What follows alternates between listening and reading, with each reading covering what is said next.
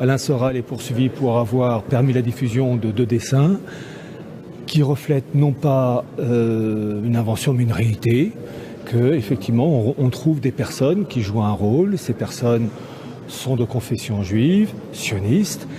Bon, c'est autant affirmer que le feu brûle et l'eau mouille, voilà, c'est une réalité purement historique, factuelle, et donc ces faits gênent la partie adverse. Donc vous voulez dire que ces dessins sont une caricature de quelque chose qui existe? Mais c'est même pas une caricature, c'est oui, un peu. C'est un peu le trait quand même. Disons que c'est une manière presque allégorique pour désigner une réalité qui dure depuis des dizaines et des dizaines d'années. D'accord. Alors, il y a un des 2 dessins qui est, on va dire, satirique, parce que c'est le dessin des Cancrelats, où on voit des toilettes avec un petit drapeau du CRIF et le drapeau de la République française. Et en fait, alors le titre du dessin, c'est « Les Cancrelats sont en marche ». Et on voit des cancrelats avec les têtes de Jacques Attali, Bernard Lévy, Macron, etc. Là, on peut dire que c'est de la satire.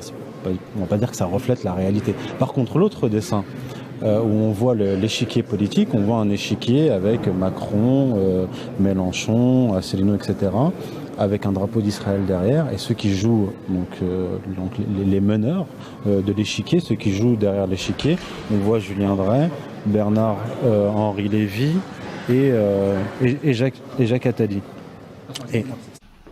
Pierre Hillard, docteur en sciences politiques, ancien professeur en relations internationales, spécialiste de l'étude du mondialisme, écrivain, auteur de plusieurs ouvrages dont je citerai « Minorité et régionalisme dans l'Europe fédérale des régions »,« La décomposition des nations européennes », La marche irrésistible du nouvel ordre mondial, la fondation Bertelsmann et la gouvernance mondiale, et enfin Chronique du mondialisme.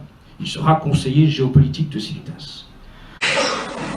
Il y a dans le monde de la tradition, malheureusement, c'est minoritaire mais on les voit un peu trop, des cathos tradis qui ont une sympathie nazie et qui associent nazisme et catholicisme traditionnel.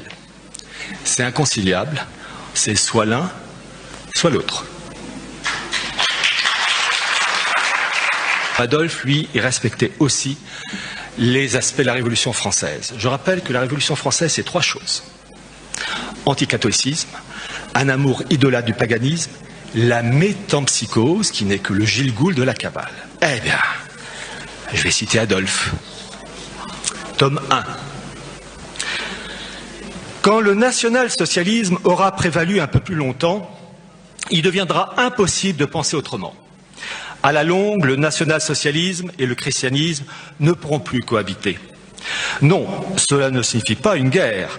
La solution idéale serait de laisser la religion dans un état de survie où elle n'aurait qu'à s'occuper d'elle-même dans un affaiblissement croissant. Hitler aurait été ravi de voir Vatican II.